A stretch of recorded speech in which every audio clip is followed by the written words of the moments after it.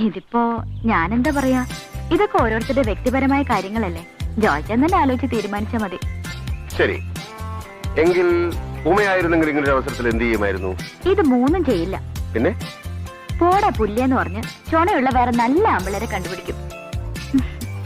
എങ്കിൽ ഇനി ഒട്ടും വൈകരുത്. ചന്തുവിന്റെ മുഖത്ത് നോക്കി ഉമ പറയണം, പോടാ പുല്ലെന്ന്. അതേ ഉമേ, അവൻ മറ്റൊരു പെൺകുട്ടിയുമായി പ്രണയത്തിലാണ്.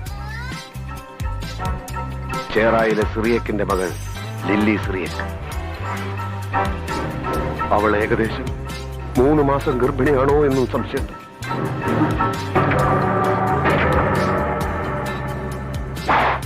എന്നെ ഏൽപ്പിച്ച കാര്യം ഞാൻ ഭംഗിയായി നിർവഹിച്ചിട്ടുണ്ട്.